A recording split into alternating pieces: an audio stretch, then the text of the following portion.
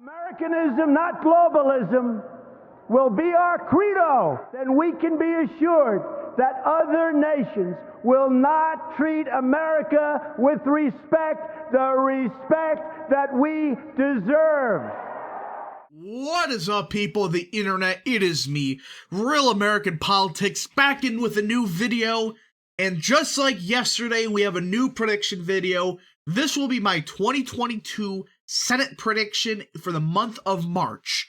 Now, there will be one more prediction this month, hopefully on Sunday or Saturday.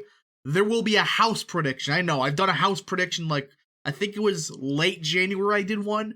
So, as you can tell, we're finally going to be starting some real predictions, like every monthly or so. We'll have a new prediction out. And before I forget, I hope you enjoy these type of videos.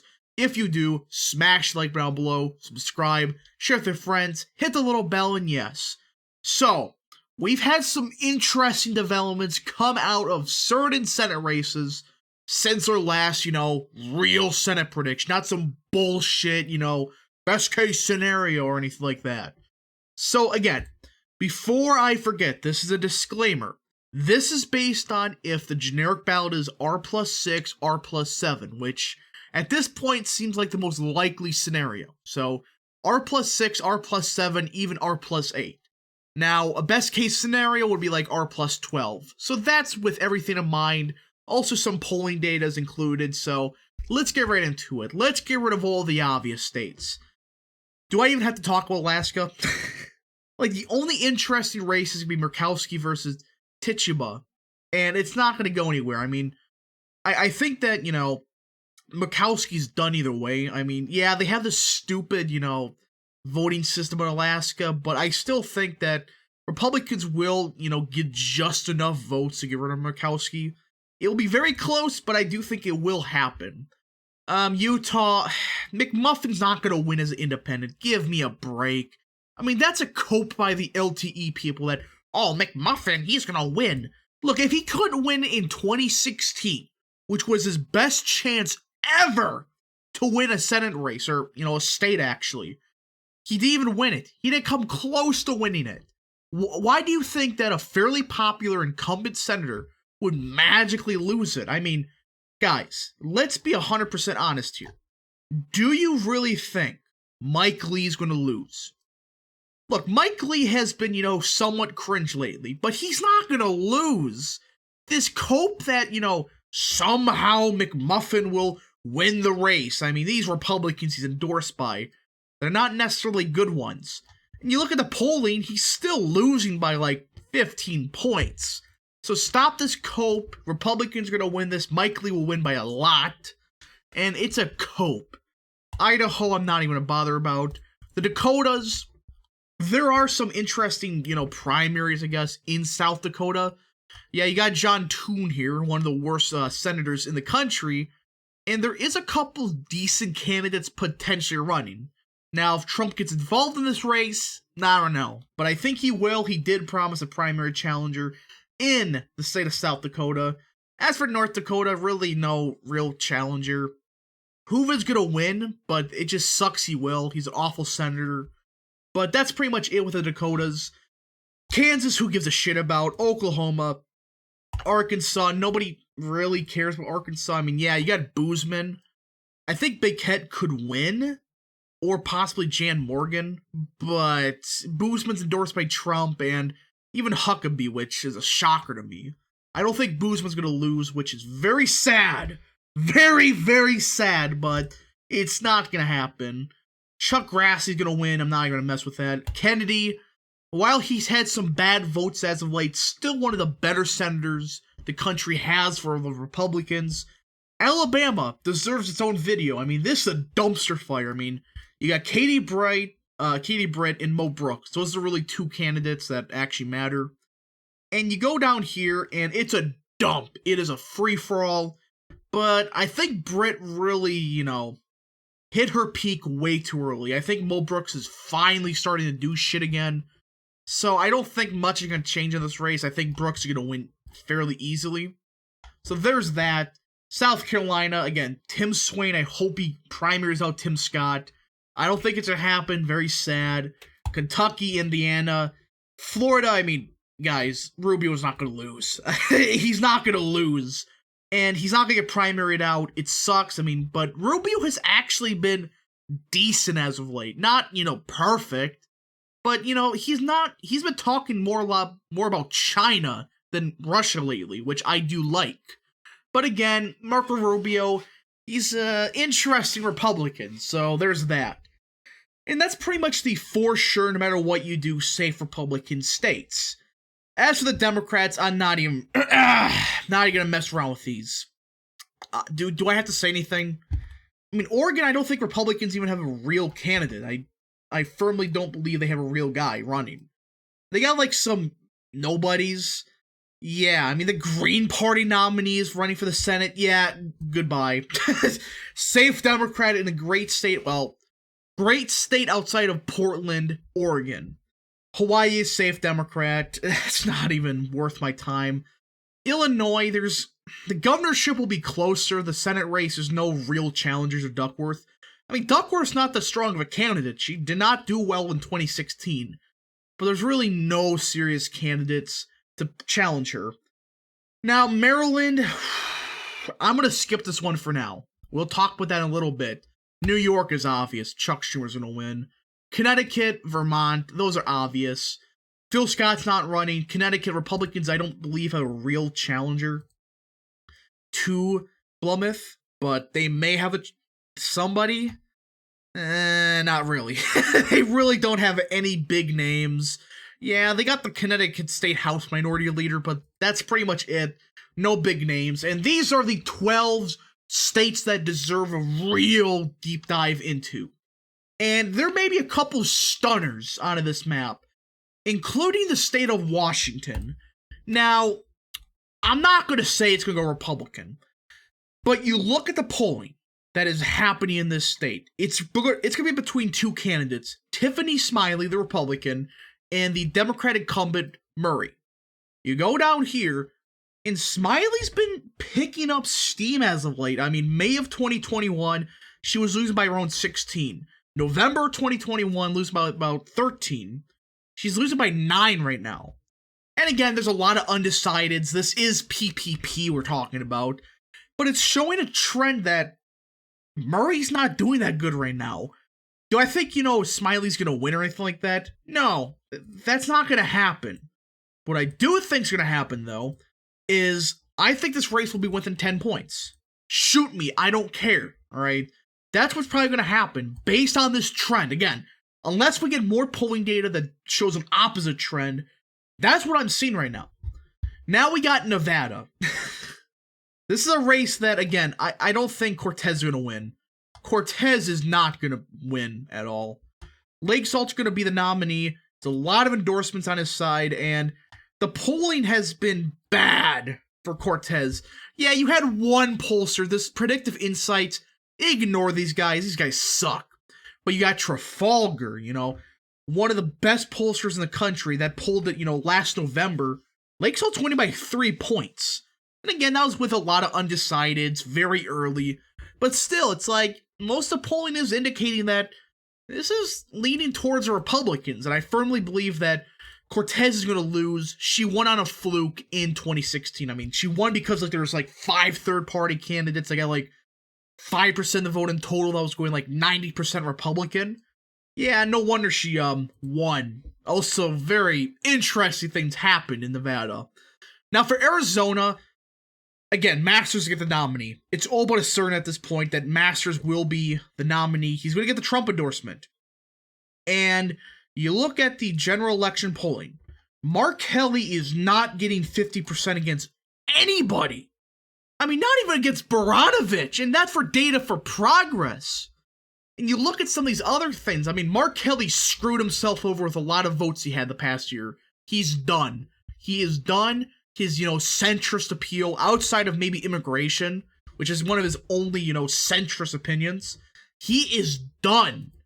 And I firmly believe Republicans will win this seat by 3-4 points. Masters, the Giga Chad candidate, will win by a fairly substantial margin in the great state of Arizona.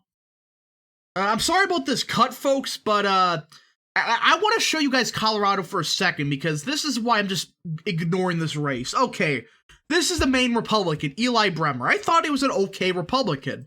Look at his platform. You got military, the environment, health, women's rights, guns, you know, all that stuff. But you notice some of these issues, he doesn't talk about it that much.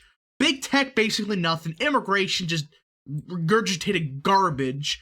Then you get Israel. Now, how is Israel more important than the economy, or gun rights, or big tech? Like, do I have to say anything else? Do I have to say anything else? If this was a serious challenger like Gardner, it would be within 5 points. But this clown they have running right now, Bremer, who I thought was solid, turns out he's a one-issue candidate. What, his entire platform's nothing but Israel? Give me a break. Likely Democrat, just skip past it. It's not even worth talking about. Now, as for Missouri, again, it's a dumpster fire of a primary, but I do think Greden's gonna win. He's gonna win, Eric Greden's. I think he's gonna win. He has some good endorsements, and he is the frontrunner as of now. The Trafalgar Group did a poll recently, and he's the clear frontrunner. It's not even gonna be close. Democrats don't have any major candidates that have a serious shot of winning, but Missouri Senate races are traditionally closer than presidential elections. So I do think, within 10 points, like a 9-10 point win for the Republicans. Now for Wisconsin, guys, it's not going. If Ron Johnson can win against Russ Feingold by 3 points in 2016, he's gonna beat all these clowns the Democrats have. I mean, I did a video on this. All these losers have no serious chance of winning. Maybe Tom Nelson, maybe? But Barnes certainly doesn't. Godlowski, she's focused more on pronouns. Lassery only has a chance because he's a Bucks VP. Like, it's not good candidates. I mean, none of these clowns have any appeal. I mean, Ron Johnson, if he did that good against Russ Feingold, he's going to win against all those clowns combined. Now, for Ohio, I'm not even going to mess with it. The only serious Democrat's Tim Ryan, but he's not going to win. The main Republicans, J.D. Vance, Josh Mandel, and that's pretty much the main Republicans. Vance is finally starting to do shit. He's finally starting the campaign somewhat. It's not a lot, but, he's actually spending the money he has. And it's noticing that he is starting to pick up some steam. But again, Mike Gibbons, not terrible, just questionable in some issues. Either way, as long as it's not Timken or Dolan, Republicans are going to win that seat by 8-9 points at least. Now you got Georgia. Everybody knows who's running for Republicans. The Giga Chad himself, Herschel Walker, is storming his way, scoring a touchdown on the pathway to becoming the next senator of the great state of Georgia by a 4 to 5 point victory. And Walker has no serious primary challenger. And the polls that are coming out, they're indicating that Warlock is done. He's lost all of his momentum he had in 2021, the early part. It's gone, it's vaporized. Republicans are picking up steam in the state of Georgia. And I do firmly believe the Chad himself, Herschel Walker, not his son, the actual Herschel Walker, will be the next senator of the great state of Georgia. Now, for North Carolina, Republicans have one of the biggest clusterfucks of a primary ever. This is a dumpster fire awaiting. You got Pat McCrory, Ted Budd, and Mark Walker. These two are the only ones that have a real chance, Ted Budd and Pat McCrory. Walker's just there. He's not awful, but I don't think he has a serious chance of winning. And Ted Budd, in my opinion, is the frontrunner. Now, sure, some of these polls don't indicate it, but I've looked inside of a lot of these polls. When asked if they knew about Trump's endorsement, it's like 55% instantly swings Budd. So, yeah, he's going to be the nominee. Trump just has to do an event for him, then Budd has us locked up. McCrory, he's losing steam quickly. As for Budd, he's picking up serious steam, so either way, Republicans are going to win this race. I mean, the Democrats, they have this clown. Sherry Beasley, a terrible state Supreme Court Chief Justice. She was the Chief Justice of Carolina Supreme Court, she had lost in 2020.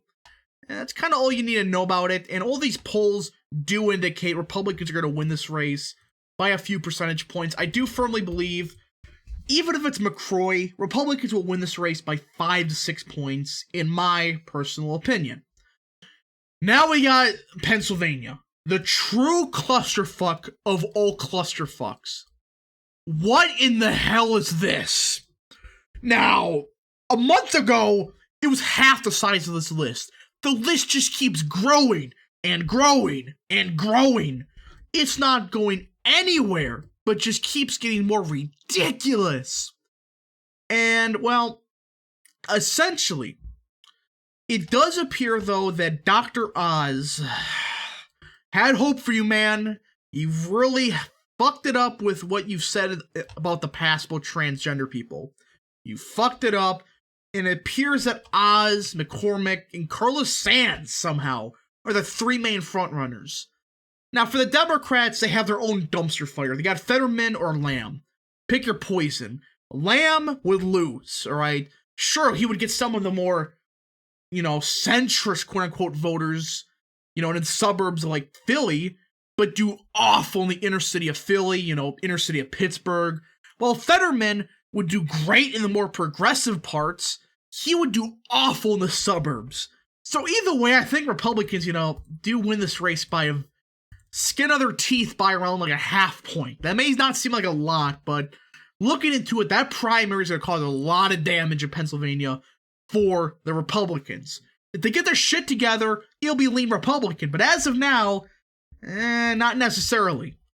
Now, we get to the last questionable state that I honestly cannot make a prediction for.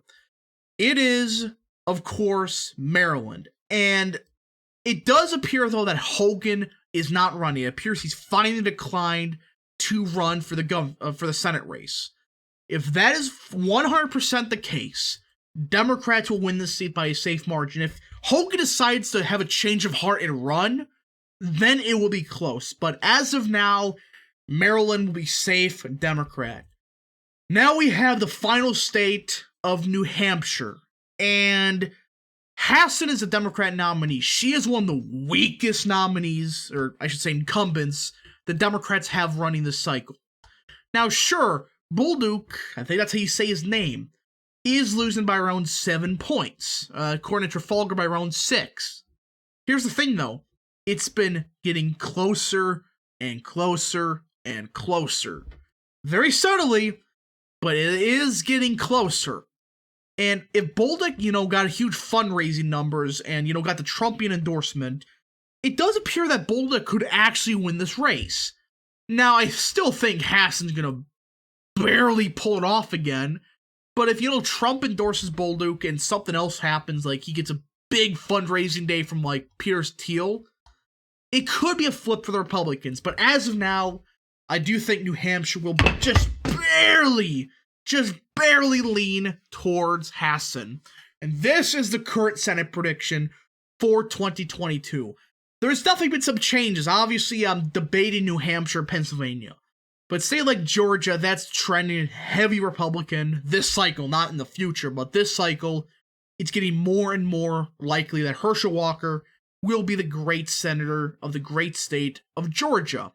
Again, states like Washington, Colorado, they're not going to go Republican, but the margins are going to matter who the nominee is and all that other stuff. But anyways, I hope you enjoyed this video. If you did, smash the like button down below, subscribe, share with your friends, hit the little bell, and yes, thank you so much for watching. We'll see you guys in the next video.